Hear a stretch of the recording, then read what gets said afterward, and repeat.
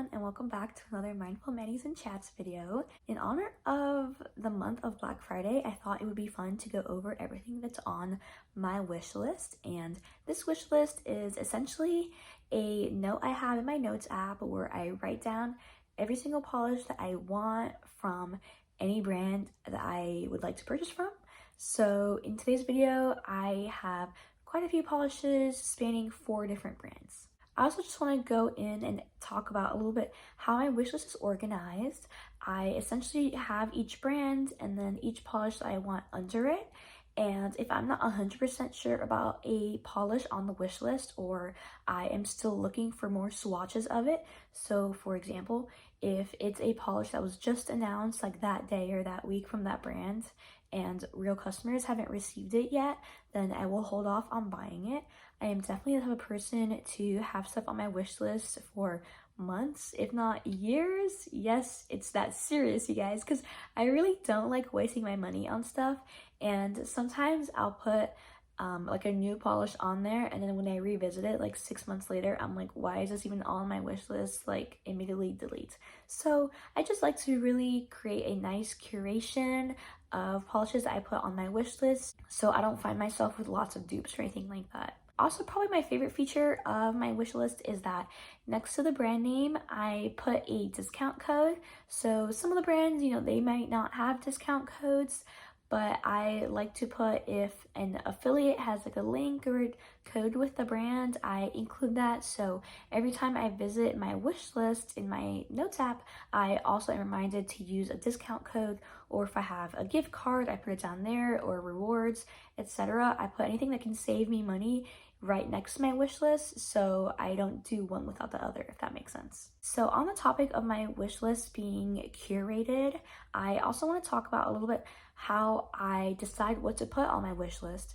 At first, I feel like I have a rough draft of it and I just put stuff that like vaguely interests me, and then I like to go through my collection, and I have swatch wheels, so I go through my swatch wheels and see if I have anything even remotely similar, or I try out combos to try and recreate what I'm seeing on the screen, so I don't have like duplicates in my collection if I end up buying what's on my wish list. I do also just have a couple of like reminders that I put on my wish list, like physically I write it above my wish list in addition to like the brands and the polishes, of course. I put these rules down so whenever I look at my wish list, I'm also reminded. And essentially, one is just that I don't need to have everything that I like. It's okay, just because it's on my wish list also doesn't mean that I will for sure be buying it. It's just something like, oh, I kind of wish I had that, but something similar or better might come along.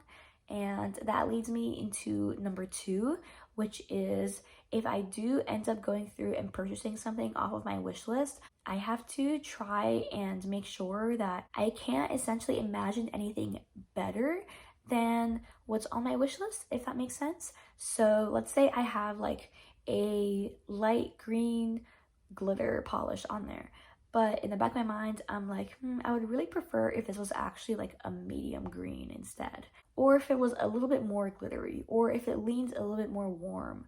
So if I have a preference for the polish in the sense of like, oh, I wish it was a little bit more of this or a little bit more of this, then I'm not going to purchase it off my wish list, because I want to make sure the things that I'm writing down and like want to eventually buy are like essentially the perfect versions of themselves. I don't want to waste money on something that isn't exactly what I'm looking for, if that makes sense. But yeah, I just wanted to get all of that housekeeping out of the way before we get into the actual polishes on my wish list. So we'll start off with some of the longer lists, because like I said, I have 4 brands, but not all of them have as many polishes on the list. So first up, I have Cirque Colors. I do regularly like to purchase from Cirque Colors, and by regularly, I mean like once a year, because I really don't buy too much polish nowadays.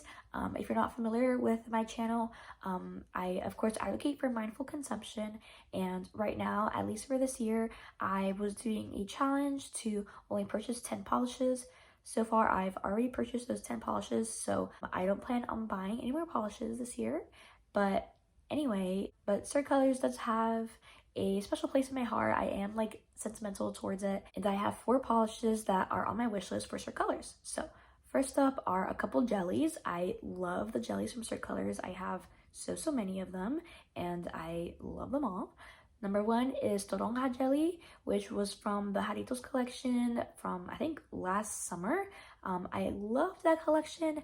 I didn't buy any from that, but I really liked the guava one and toronja, and it was a limited edition collection, so it eventually went away, but then it came back, I think a little bit cheaper even, if I'm not wrong, because it's like no longer officially a part of the Jarritos collection. So either way, I really like those polishes, and especially toronja jelly. Like, it's just a beautiful like jade emerald green jelly, and I just loved that specific shade of it. It was just beautiful, so I really like that one. And the second jelly that was on my wish list from Cirque was lilac jelly. I really have hesitated with that one for a long time, just because there's not like a lot of swatches out there, and I originally had bought haze jelly from Cirque Colors, like, man, that was like when I was in high school, so that was like a long time ago. I ended up destashing that one because it was a little bit more gray leaning than I liked, and it didn't really match my expectations. So I think lilac jelly is more what I'm looking for, but I'm still not 100% sure on it. I do hesitate on it still, but we'll see. But it's just surprising because purple is one of my favorite colors, as you can tell. Ooh. But I don't have a light purple jelly polish, which I feel like would be so cute. But like I said, I don't necessarily need it, but I think it could be really cute to have. The next polish on my wish list from Cirque is Slow Burn. This is actually more of a pink shimmer topper, and it seems relatively unique, and I really like the idea of it, and I love having a pink topper. I know you can kind of find pink toppers like this, like I know Holo Taco has one or two, but this one from Cirque Colors just seems like really pretty to me, and I would really like to have it in my collection just for making combos and things like that. Lastly is actually another topper from Cirque Colors. This is Sunkissed, which is their gold metallic flake topper, and I've gone through like 2 other bottles of this polish. Like, I love Sunkissed. I think it's like the perfect shade of gold. It's not too warm, not too cold. It's the perfect density. The flakes are the right size. It's just like the perfect gold flake topper in my opinion. So my bottle is running very low, so I'll have to buy a replacement, and that's probably when I'll end up purchasing all these polishes, is when my Sunkissed bottle eventually runs out. Next up, I want to talk about the polishes on my ILNP wish list. So first up, we have quite a few magnetics.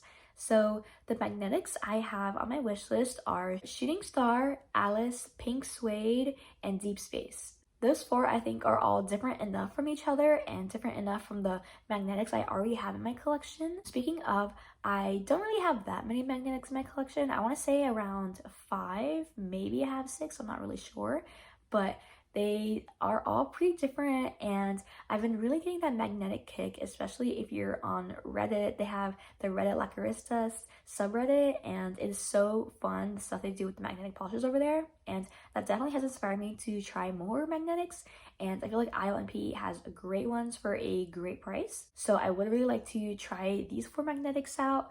Pink Suede is this lush, like light pink that is just so classy and elegant. Deep Space and Shooting Stars are like galactic themed magnetic polishes, which just hit me right in the heartstrings. Like, I love that. I think they look so cool. And then the Alice just seems like such a cool color combination that I don't see too often with magnetics, so I'm really just intrigued by that one, and I think it's so fun. Next up on my wish list is Pink Slush. So this one was actually supposed to be the guava jelly from Cirque Colors, but I watched the Polish Yogi video and she kind of compared them, and they're basically the same exact thing, but the ILNP one is cheaper. So instead of getting the guava jelly from Cirque Colors for a little bit more expensive, I would rather just get the ILNP one. And I also haven't tried an ILNP jelly, and I really would like to, just because it would offer some competition to the Cirque ones. So I'm definitely interested in that one. Another one I have on my wish list that is also like I'm currently hesitating on is just ILNP Flower Child. It might be kind of surprised that I'm hesitating on it because it is a mega popular polish for ILNP, but I just don't know if it's right for me. I just don't know, like, because I think I already have a lot of light pinks. Like, I feel like I could just recreate it just with a light pink and a blue shimmer topper on top and some holographic sparkle. So part of me hesitates because I feel like, oh, like I can just make it myself, but then part of me listens to everyone raving about it and is like, oh my gosh, it's the best thing in the whole world. So I don't know, I hesitate on it, but if you have ILNP Flower Child, let me know, is it really worth getting? Everyone sings its praises, but I need to know for real, guys, like, should I spend my money on this? The last thing on my wish list from ILNP is actually not a polished, but it's their horseshoe magnet. So the horseshoe magnet is just an easier way to do like the velvet style magnetic effect, and I think it is so fun. I do have a bunch of little magnets, but honestly, the bar magnets, whenever I try to adjust them, they end up just snapping, and I've broken so many of them because the magnets like slip out of the little wand and it just becomes a mess. Like magnetic particles go flying everywhere and it's just too crazy. So I feel like I would rather just spend the $20 or $30 on a horseshoe magnet. Unfortunately though, the ILNP one themselves have been out of stock for a while, so that's okay for me because like I said, I only make nail polish purchases like a few times a year anyway. So once that goes back in stock, I feel okay picking up the rest of the stuff off my wish list at that time. The last two wish lists are definitely shorter. The first one is Polish for Days, and the only one I have on it is What Was I Made For, which is a super pretty hot pink, like shimmery metallic polish that was inspired by the Barbie movie, of course, and it just seemed so beautiful. I have fallen in love with pinks, I guess. I mean, I have like 5 pinks on like my 11 polish wish list, so I feel like that speaks to where I'm at with my polishes right now. And I just feel like that polish looks so cool, and I would really like to have it in my collection.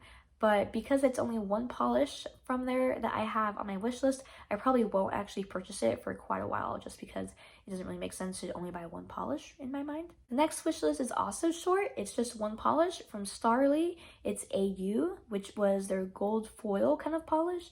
I feel like this one I could just use for nail art purposes. This one specifically has been on my wish list for years at this point, like probably 5 years, and I never buy it because it's only one polish that I have on my Starrily wish list, and I don't need it like that badly, but every single time I'm doing like gold detail work, I'm like, oh my gosh, I wish I had Starrily AU. So I should probably buy it eventually, but like I said, it's just hard to pull the trigger because it's just one polish and it's like kind of expensive too, so I hesitate. But regardless, I would like to definitely have it in my collection at some point just for logistical purposes. Alrighty everyone, that was all the polishes on my wish list. I know that Black Friday is coming up, so let me know what you guys have on your wish list. Do we have any crossover? Let me know. I think for sure, as you can tell, I really like magnetic polishes and jelly polishes, so that's what I'm aiming for. But like I mentioned as well, I won't actually be purchasing anything for Black Friday in terms of nail polish just because I have already reached my 10 polish goal, so I will have to resist all the sales this year, but that's okay because I'm just leaving more for the rest of you guys. Also, side note, if you have made it this far in the video and you're wondering why I haven't uploaded the past couple weeks, it's because unfortunately I got kind of sick. Not anything crazy, I didn't have a fever or anything, but I lost my voice, and I don't know if you can tell, but my voice is still a little bit not 100% there, but it's okay because I wanted to make a video for you guys. So yeah, my voice was just completely out for like a whole week, and that was really weird. I've never had that happen before, like when I got sick, so it was a little bit uncomfortable, and especially because at my job I have to talk a lot for my job and like make phone calls, so yeah, that was awkward. But anyway, I'm back into the habit now, and I have some pretty exciting videos that I'd like to make this month, so fingers crossed I don't get sick again or randomly lose my voice, and I will see you guys in the next video. Thank you so much for watching. Bye!